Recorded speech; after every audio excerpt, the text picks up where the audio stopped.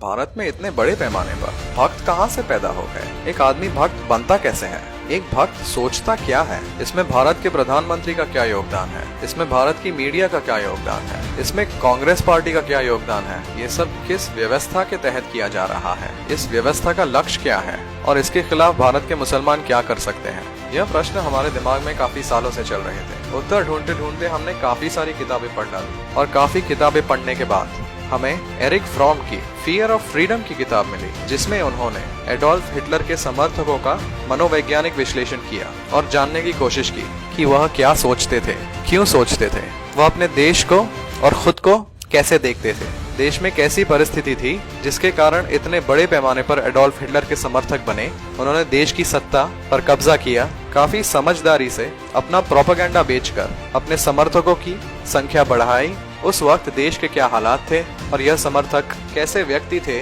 वह दुनिया को कैसे देखते थे, यह सारी चीजों का विश्लेषण किया। और यह विश्लेषण भारतवर्ष पर कैसे लगाया जा सकता है, कैसे एक एक करके भारत में भी यही प्रयोग किया जा रहा है, यह सारी चीजों का पर्दाफाश आज हम यह वीडियो में करेंगे। सत्यमेव जयते यूट्यूब चैनल में आपका स्वागत है। इस वीडियो में हम बात करेंगे देश की परिस्थिति 2014 के इलेक्शंस के पहले कैसी थी, इसमें गरीब लोग क्या सोचते थे, इससे मध्यम वर्ग और अमीर लोग क्या सोचते थे, किन आशाओं के आधार पर भाजपा की सरकार चुन के आई। यह सब चीजें तो आप मोटा मोटी जानते होंगे।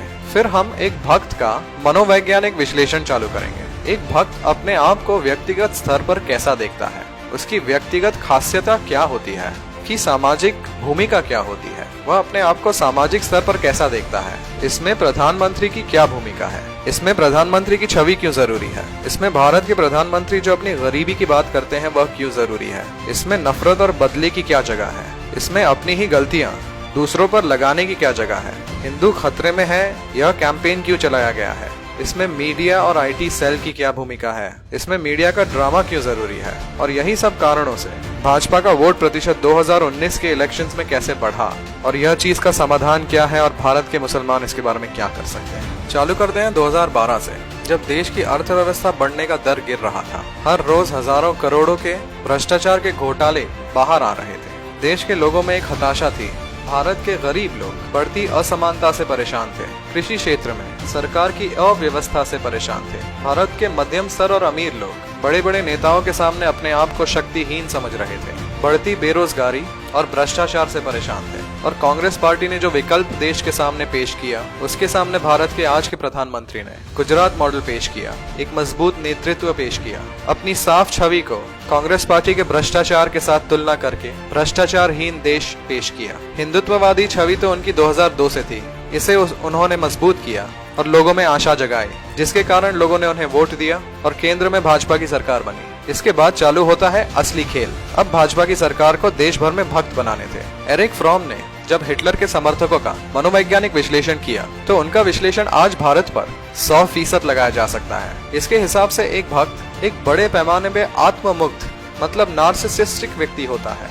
कई वैज्ञानिक रिसर्च पेपर्स ने बताया है कैसे दुनिया भर में फेसबुक और सोशल मीडिया के कारण दिखावा बढ़ा है और नार्सिसिज्म बढ़ा है। एक आत्ममुग्ध व्यक्ति अपने आप में और अपने संसार में और अपनी प्रशंसा में अत्यधिक रुचि रखता है। वह सिर्फ अपने बारे में सोचता है और उसकी वास्तविकता सच्चाई से अलग होती है। ये ज्यादातर दुनिया से कटे हुए लोग हैं और अगर उसने अपनी जिंदगी में गौरव के योग्य कोई काम नहीं किए हैं तो वह अपना गर्व एक समूह में ढूंढता है। और यही समूह मोदी सरकार ने चुनाव से पहले बनाया और चुनाव के बाद उसे विस्तारित किया। यह समूह हिंदुत्ववादी लोगों का था। यह समूह अपने आप को देशभक्त कहने वाले लोगों का था। यह समूह जय श्री राम और वंदे मातरम करने वाले लोगों का था।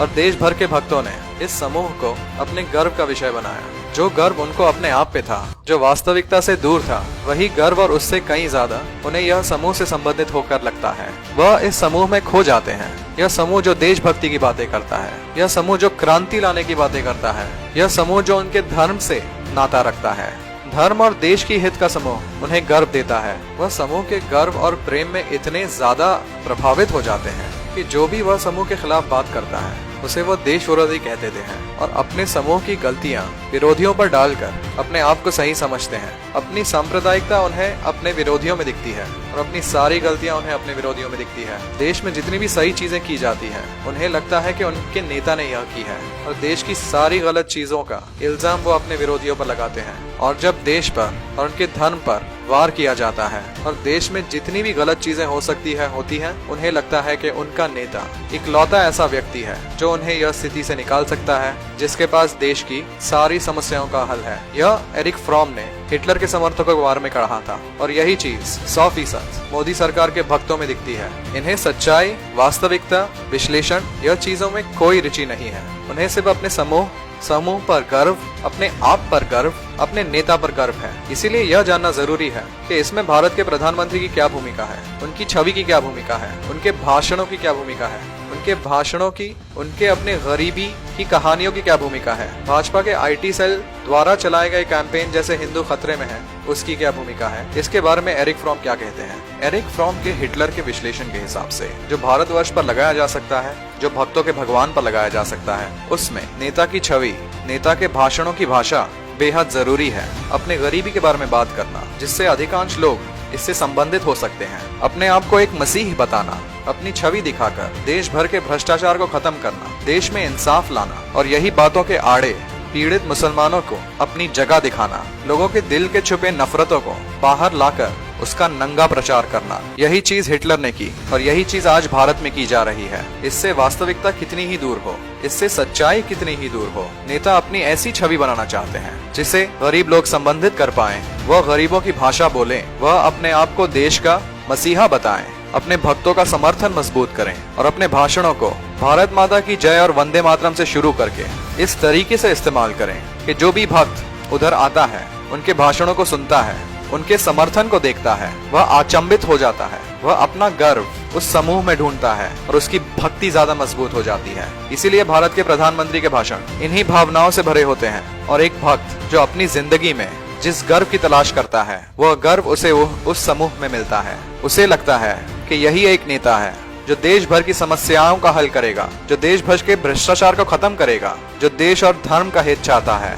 जो मुसलमानों को अपनी जगह दिखाएगा। और यह वातावरण बनाने में मीडिया और IT सेल का बहुत बड़ा हाथ है। भारत की मीडिया जो भारत के सरकार के सामने बिल्कुल लेट चुकी है, वो भारत की सरकार और भारत एक देश, इसमें फर्क नहीं जानती है। भारत की सरकार को ही देश बना दिया है। भारत की सरकार के खिलाफ बोलने वाले लोग देशद्रोही बता दिए जाते हैं और यही चीज एरिक फ्रॉम बताते हैं कि हिटलर ने की। भारत की मीडिया भारत के प्रधानमंत्री के भाषणों की नकल करती है, उनकी ही भाषा बोलने की कोशिश करती है, उनके चलाए गए नफरत का विस्तार करती है और अपने आप को उस समूह का एक हिस्सा बना लेती है जिसमें रहकर वह भी गर्व कर सके। और इसका उदाहरण एरिक फ्रॉम अपनी किताब में देते हैं। हिटलर जब म्यूनिक में रहते थे, जब वह नेता नहीं थे, उनके घर में एक छोटा कमरा था जिसमें रोज सुबह जाकर वह वहाँ के चूहों पर खाने के कुछ टुकड़े डालते थे और देखते थे कैसे चूहे उन कुछ खानों के टुकड़े के लिए एक दूसरे के साथ लड़ते थे। और यही ड्रामा भारत की सरकार हमारे मीडिया चैनल्स पे करना चाहती है, जिससे लोग अपने मुद्दे भूल जाएं, जिससे भारत की सरकार का